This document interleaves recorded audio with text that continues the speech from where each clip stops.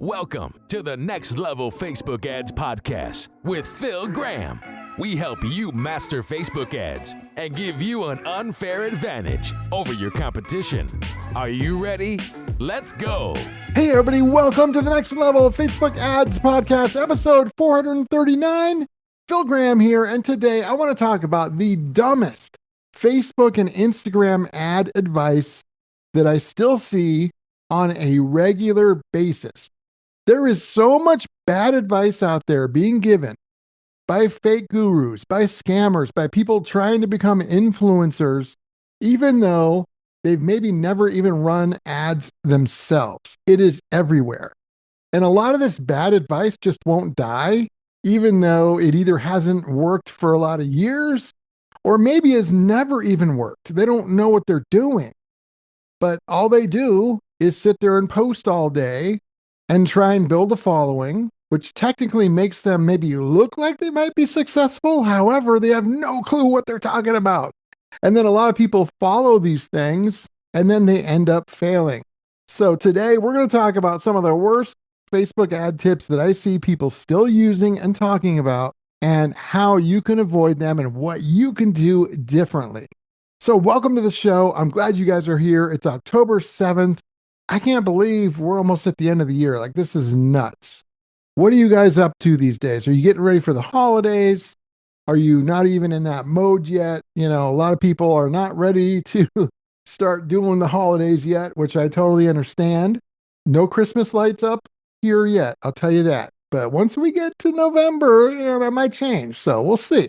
But anyway, before we jump into the content, just briefly, I want to mention, if you guys are looking for any help with your ads, whether it's with the ads themselves, with your marketing, or AI specifically as it relates to marketing and ads, there's really two good options that I think are the best. Number one, if you want to learn how to do it yourself, or maybe you kind of know how, but you want to get better, then I believe one-on-one coaching is by far the best way to go. Like, it's not even close. That's an amazing way to learn. So one-on-one coaching is one option. The other option is having it done for you if you don't want to do it yourself. For either one of those things, if you're interested, if you want to talk about it, let me know. You can visit my website, philgrahamdigital.com, or you can DM me on Instagram at philgrahamdigital, and let's connect. So I want to jump right into this bad advice because there is so much of it and so many people fail because of it. Now, let me be clear. Just because you avoid this advice doesn't mean you're automatically going to succeed. There's a lot of fake guru idiots out there that'll tell you that you'll succeed no matter what if you do whatever they tell you it is they want you to do. That's a sure sign to run the other way that they are a scammer because they cannot promise that. That's not reality. However, I will say that when you avoid bad practices and what I would consider bad advice, it gives you a much better chance for success. With that being said, let's talk about some of the worst Facebook and Instagram ad advice I'm seeing on a regular basis. So number one, let's talk about the test everything all at once crowd. So their whole philosophy is they tell you to just put everything out there, test your copy, your headlines, or creatives, do it all at once. I see this all the time. I'll see an ad set with a budget and then there'll be like 50 ads in there and they're all sharing the same budget. They all have a different amount of reach and you're trying to compare things and it's impossible because that is not how you should do it. In fact, if you want to fail, that's one of the quickest and best ways to fail. Do not test everything all at once. That is insane. If you want to test your ad copy, run 2 ads that have identical targeting, identical creatives like video or image, and the only difference is one part of the ad copy. Everything else is identical. And do that. You want to test a headline?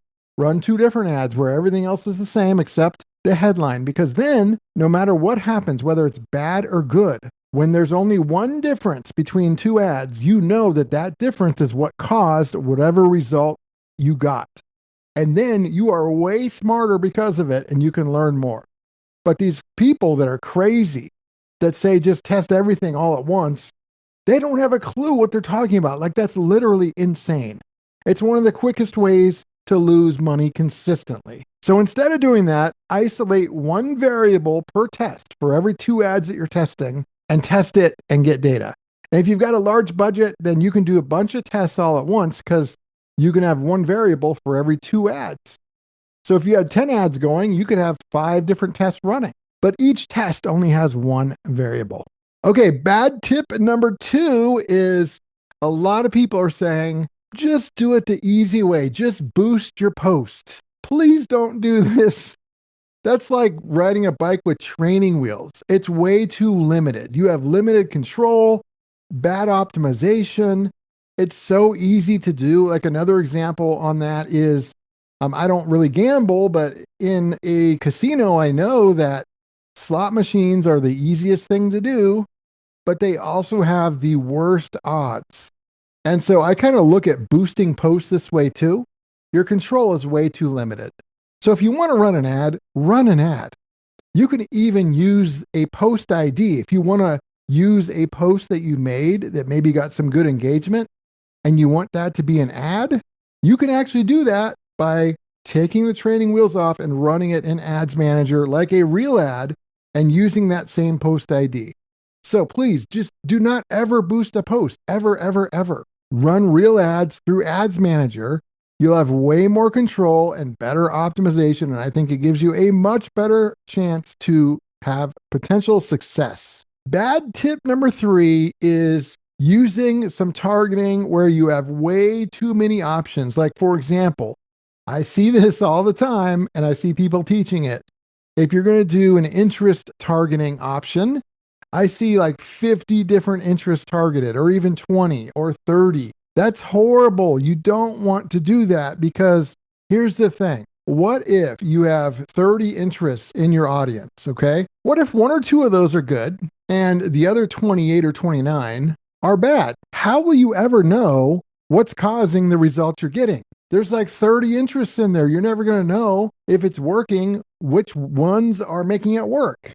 And then you can go and scale it, and it's going to start spreading it out to other interests too in there that aren't going to work. And you're just going to have no clue what's going on. That is not the way to do it. So many people do it like this. I've seen so many ad accounts like this where people are failing. They're frustrated. They're in the dark. They have no clue what to do. And this is not a good idea. So I do love interest targeting, especially you could stack it with behaviors and demographics and stuff like that. But the thing is, when I do this, I only have a couple different interests.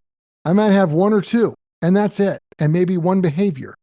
Because then, no matter what happens, I can then do a couple other tests and quickly determine which one of those created the result that we had, whether it was bad or good.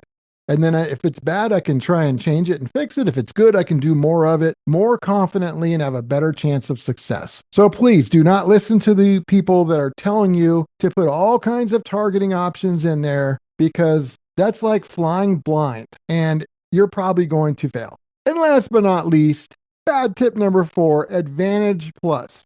Meta says to use it pretty much all the time. And there's a lot of people that just parrot that out and spout all that information out, because they promote it heavily. However, it is not for everyone. There's been so many times where I'll run an Advantage Plus and I'll run like a segmented audience beside it, maybe a retargeting audience beside that, and a lookalike. So I got a bunch of different things going in different campaigns. And Advantage Plus sometimes works great. I still like it and use it. However, I don't rely on it blindly, which is what most people do. Most people only do that. The problem is with Advantage Plus, you're targeting a huge amount of people. Sometimes it's like 100 million people. And you've got this generic ad copy that has to try and reach all these people that's not going to be really specific to them. And a lot of times that doesn't work very well.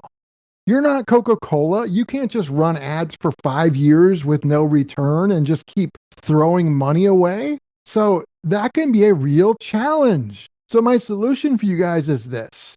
I'm not saying don't use Advantage Plus. I'm saying don't rely on it blindly, and don't only use Advantage Plus, because it might be the worst option for you in some situations. So use it. Test it, but in addition to that, test other audiences. Test smaller segmented audiences that have maybe a couple million people in there, that have maybe an interest and a behavior and a demographic, for example, and then match your ad copy to that real avatar that you're targeting. And that can be something that could work really amazing. It does in many situations. Test the lookalikes. Obviously, you want to do retargeting as well. But the moral of this story here is don't just blindly and only use Advantage Plus, because I think for so many advertisers, that is a very costly mistake. Again, I'm not saying not to use it. I'm saying don't just use it. Sometimes Advantage Plus can be great, but other times it's horrible, and a different audience can be much better. So do both. That's the beauty of this. You don't have to just do Advantage Plus. You can test other stuff and see what works better for your exact situation. So to summarize, a lot of bad ad advice and really some of the worst ad advice sounds really simple and easy to do. And that's the problem. I wouldn't follow tips that feel good and feel like it's push button easy, and then they end up producing bad results and they're wasting your time and wasting your money. Having a smarter strategy is a much better idea. And I believe if you avoid a lot of these bad tips, and there's more, but these are some of the main ones. If you avoid them, I think it gives you a much better chance to succeed. And as always, just a reminder, it's always important to point out that every business is unique. Results can vary. There's no guaranteed outcomes. So always keep that in mind. So episode 439 is in the books. Thank you guys so much for being here. I got another great episode for you next week, as usual. Until then, if you want to get in touch, philgrahamdigital.com is the website, or you can DM me on Instagram at philgrahamdigital. I hope you guys have an amazing week, and I'll talk to you on next week's episode. Peace out. Thanks for listening to the Next Level Facebook Ads Podcast. Please remember to subscribe and share this with all your friends. For show notes, more tips, and to learn more about Phil, please visit philgrahamdigital.com/podcast.